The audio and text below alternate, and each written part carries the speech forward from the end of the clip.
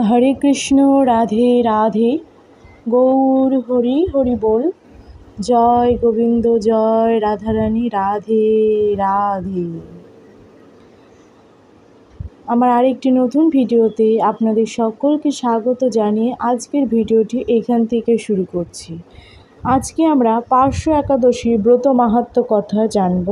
তো চলুন বেশি দেরি না করে আজকের এই ব্রত মাহাত্ম্য কথা এখান থেকেই শুরু করছি। ওম হরি ওম তৎসৎ। ওম নমো ভগবতে বাসুদেবায়। ওম নমো ভগবতে বাসুদেবায়। ওম নমো ভগবতে বাসুদেবায়।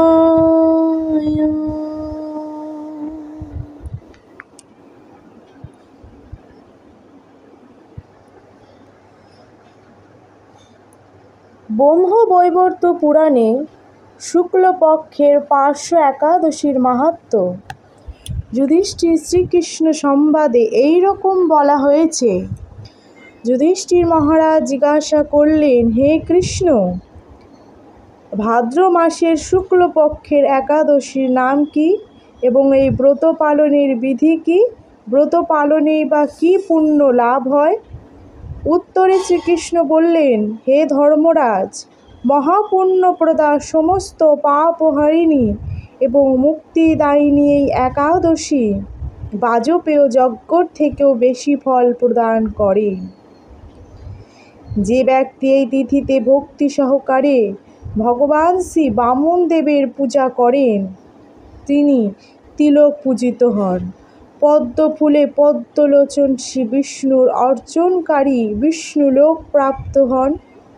সাহিত্য ভগবান এই তিথিতে পার্শ্ব পরিবর্তন করেন, মানে পাশ ফেরেন, তাই এর নাম পার্শ্ব একাদশী বা পরিবর্তনী একাদশী।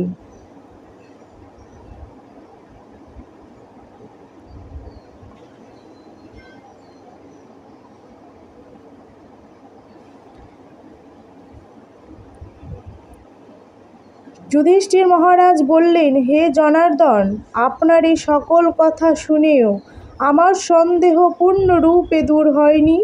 হে দেব, আপনি কিভাবে শয়ন করেন, কিভাবেই বা পার্শ্ব পরিবর্তন করেন, আর চাতুর্মাস্য ব্রত পালনকারীর কী কর্তব্য এবং আপনার শয়নকালে লোকের কী করণীয়, এই সব বিষয়ে বিস্তারিতভাবে আমাকে বলুন।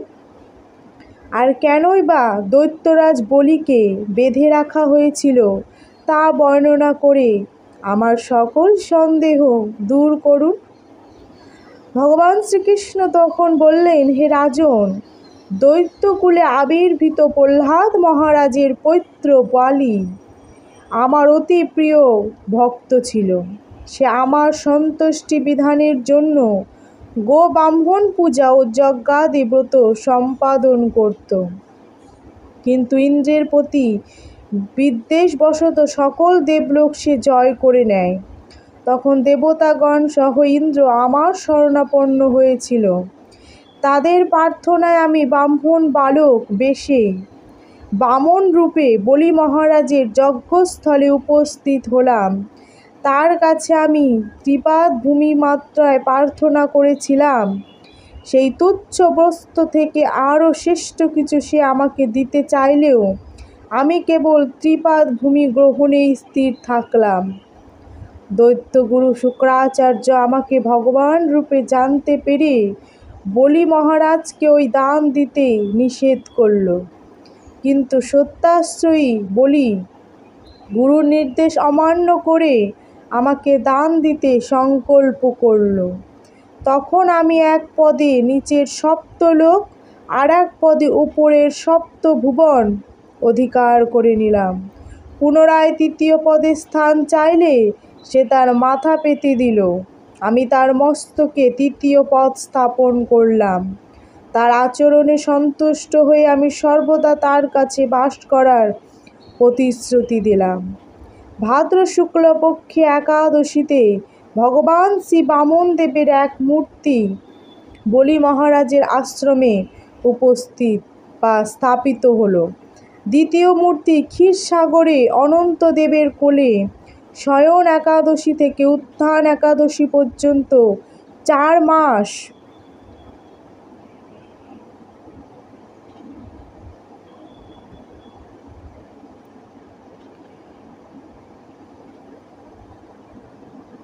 শয়ন অবস্থায় থাকেন। এই 4 মাস যে ব্যক্তি নির্দিষ্ট নিয়ম, ব্রত বা জপ তপ ব্যতীত দিন যাপন করে, সেই মহামূর্খ জীবিত থাকলেও তাকে মৃত বলে জানতে হবে। শ্রাবণ মাসে শাক, ভাদ্র মাসে দই, আশ্বিনে দুধ, কার্তিক মাসে মাসকলাই বর্জন করে এই 4 মাস শ্রীকৃষ্ণের আরাধনা করতে হয়। প্রতিটি একাদশী ব্রত যথাযথ পালন করলে সাহিত্য ভগবান পার্শ্ব পরিবর্তন করেন বলে এই একাদশী মহাপুণ্য সকল অভীষ্ট প্রদাতা।